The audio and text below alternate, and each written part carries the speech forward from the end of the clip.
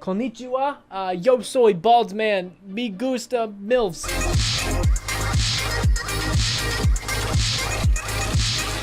What's going on, everybody? Your favorite family-friendly YouTuber here, and today I got a pretty interesting video for you guys. So it's been a while since I feel like anybody in the zombies community has really done a top 10.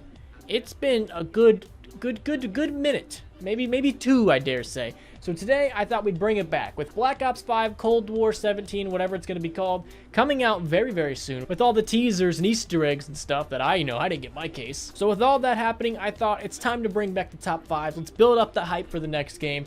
Why not? So today we're going to be doing top 10 greatest weapons in Call of Duty Zombies. Now, I got a lot of rules for this list. So if you are new to this channel, let me go over some guidelines here. Number 1, unos. We have to have 2 weapons from every single game. That's World at War through Black Ops 4. So I gotta have 2 Black Ops 1 weapons, 2 Black Ops 2 weapons, just so that way we're not picking weapons from one game and this list is incredibly boring. And the rules don't stop there. I got an entire sheet. So number 1, these are all the factors we are going to be taking into consideration. The strength. How long is this weapon gonna last you? How many zombies is it gonna kill? Number 2, how much ammo does this thing hold? Is it gonna be a point weapon or not? Number 3, the practicality of it. Do you need PhD flopper? Does it limit your mobility? Do you need like any specific perks for it to use? Is this thing going to be practical when you're using zombies, or does it rely on other things? Number 4, the usefulness. Is it just good against zombies? Is it good for the Easter egg? Is it good for boss fights, etc., etc.?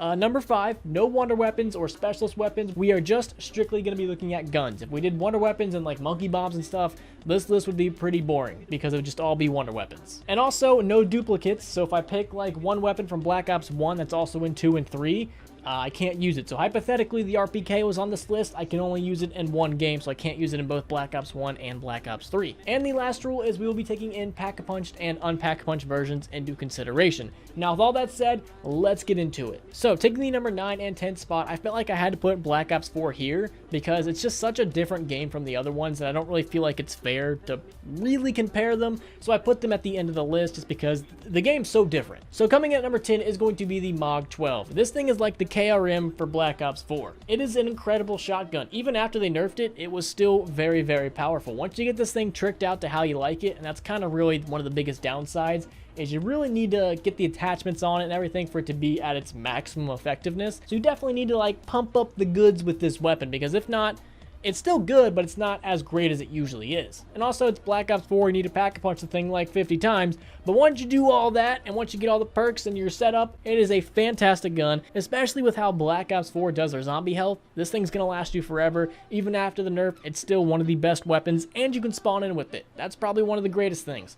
You don't gotta do anything, you just spawn in with the weapon how you already like it, and it's a wall weapon so you can constantly go back and get more ammo. That is why I think this thing deserves the number 10 spot. Now coming in at number 9 is going to be the Helion Salvo, the Helion Salvo, however it's pronounced. I'm not good with words. Now this thing isn't like the MOG. It is not a starting weapon. It is not a wall weapon. You really can't customize it that much. And you need PhD flopper, or else you're probably going to kill yourself, I think. I don't know, I haven't really played Black Ops 4 that much. But if all those things are true, you would think this weapon shouldn't be on this list. But this weapon's strength and how good it is at killing zombies makes up for all of that. Because it's so powerful. It's one of the greatest weapons in Black Ops 4, especially with how Black Ops 4 does their points. This thing is technically a point weapon. Who would have thought? But unfortunately, it's not a wall weapon, so once you run out of ammo, you're kind of out. But still, this thing is amazing. Once you pack a punch it 22 times and you get it to its maximum effectiveness, it's great. This thing is a powerhouse.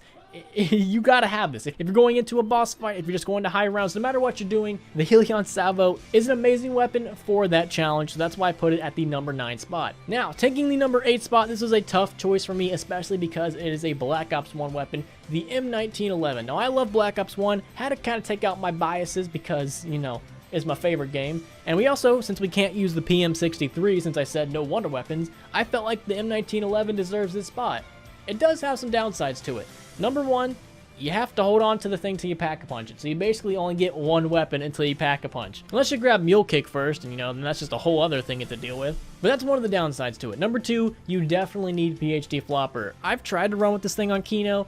it's just not as good as it is on all the other maps with PhD Flopper. You definitely got to have Flopper with the M1911, or it's just kind of more of a hindrance in my opinion. Whenever I play Kino, I never find myself upgrading it, but whenever I play any other map, the M1911 is one of my go-tos. And also, it's not really a point weapon, and you can't go back and get more ammo.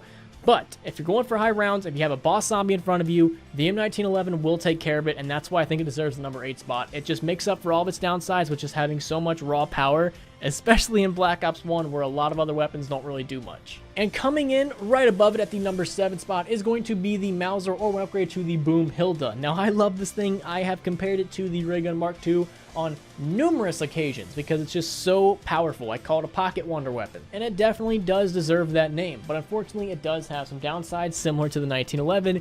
You gotta hold on to the thing until you can pack-a-punch it, so that means you might have to go up against the Panzer with the Mauser and maybe just one other weapon. But once you do get this thing upgraded, it is very, very, very good, and the reason I put it above the 1911, besides the whole flopper thing, is because you can also get this thing out of the dig spots in Origins. So if you happen to trade it out by accident, like I tend to do all the time, there's a possible chance you could dig it back up and then go pack-a-punch it. So getting ammo on this thing isn't impossible if you're out. It's just you have to go pack-a-punch an entire new weapon. And speaking of ammo, that's probably the biggest gripe I have with this thing, is I run out of ammo so quick because you really don't carry that much for how much you're going to be shooting this thing. It's very powerful. It takes out zombies on high rounds and takes out boss zombies. But points-wise, you had to hold it till you pack-a-punch it, and ammo-wise, I feel like those are some really big drawbacks. So I usually find myself running with this as a side weapon. I never really use it as my main go-to weapon like I would with a lot of other guns on this list. It's usually just my side piece. It's my side chick. I have it there for when I need it. And speaking of needing it, coming in at number 6 is going to be the Galil. I feel like this was a tough choice, man. Number 6 was very, very tough. I didn't know what to put here. There are so many other Black Ops 1 weapons that I felt like I could have put here. I originally had my own bias showing because I wanted to put the Law here because it's very powerful. It's going to take you to some high rounds. It can actually get kills on high rounds. But I had to remember, we're not looking at just high rounds. We're looking at everything combined. And I feel like the Galil is probably the epitome of that in all of zombies. It's one of the greatest all-around average weapons. It just is. It excels at everything. The only downside to it is it's not a wall weapon, so you can't constantly go back and get ammo, but it carries a really decent amount of ammo. It's pretty powerful, so it's going to last you a while and can do some pretty decent damage against boss zombies. It also has an excellent mobility, excellent fire rate. The Galil is just an all-around great gun. It's not really too OP in one thing, it's not really too terrible in another. It's just an all-around pretty average gun, and that's what I love about it. Whenever I get it from the box, I'm like, you know what? This'll do. So next up, coming in at number 5, is going to be the KRM. Now, I love the KRM. Once you get this thing fully upgraded and fully stylized to how you like it, it's really good. Especially because it's a wall weapon, so you can constantly go back and get more ammo. But there is some downsides to the KRM. The real biggest downside that I see to this is you have to have the attachments, and it relies heavily on perks. And what I mean by that is, if you don't have Speed Cola and Double Tap, this thing is nowhere near as good as it would be with those perks. And you can't really say that with a lot of other weapons. Like, if you take Double Tap away from the Galil is still the Galil. If you take Double Tap away from a lot of other weapons on this list, the weapon's still going to be really, really good. But I feel like with the KRM, you take away its attachments, you take away those perks, it's really not that good of a weapon. But once it gets those things, man, it's going to do some damage. It's one of the best weapons to take out the Panzer with. It's pretty powerful on high rounds. It shoots pretty fast for a pump-action shotgun. I think the KRM is just a really solid gun. The only real downsides to it are it's not really good for points, and sometimes it's a 2-shot on early rounds, so you really got to kind of aim for the right spot. But if you can do all that, why not grab it? KRM's amazing. I think it definitely deserves to be on this list. All right, coming in, number 4 is the PPSH from World at War. Not the Black Ops 3 version. Get that out of here. You take that far away. But the World at War one of the greatest weapons of all time. Can we all just say that? Can we all agree on that? Now, recently, a lot of people have tried to claim the PPSH was overrated. And I think that's just nonsense because it's not true. The World at War PPSH was amazing. It has all the pros of an SMG and an LMG without any of the cons. It's got the SMG's fire rate and mobility with the LMG's damage and ammo. Why would you not like that? I hear a lot of people complain that you just run through ammo too quick, especially with double tap.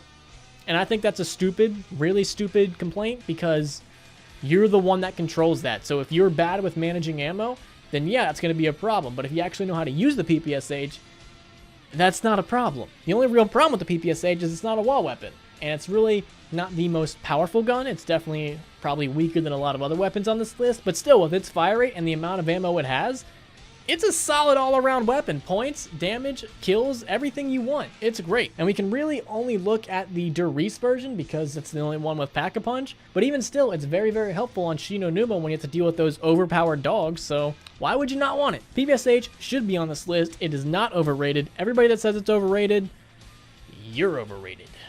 Now, coming right ahead of the PPSH, taking the number 3 spot is going to be the Dingo. This was a tough call. Very, very tough call. This whole list was tough, man. I had to think about so many other things, and my brain is not used to thinking. But I think the Dingo should be at this spot because it's powerful, man.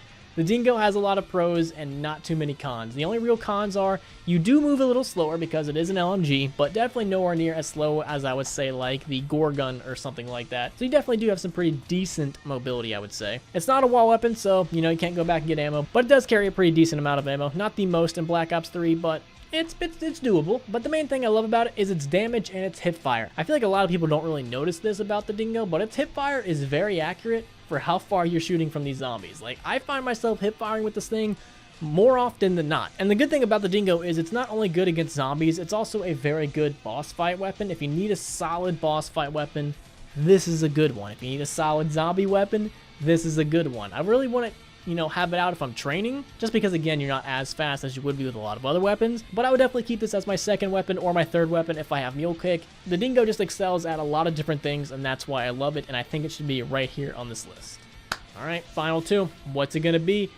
Number 2 is going to be the World of War Thompson, man. I think the World of War Thompson is one of the greatest zombie weapons of all time. Let me explain why. Not only is the World of War Thompson just located in one of the greatest spots of all time in Derice, you run through that area so many times. I always grab it every single time I play Derice. It's just such a great weapon. A great early round point whoring weapon. It's got a really good fire rate. It's not too fast like the PPSH where people, you know, bitch and complain about losing ammo. It's not too slow to where you can't really do anything. It's got really decent amount of damage to where it can actually kill some things on high rounds. It's a wall weapon, so you can constantly go back and get more ammo. The only real complaint I would have about the Thompson is the ammo it carries in stock isn't really that much.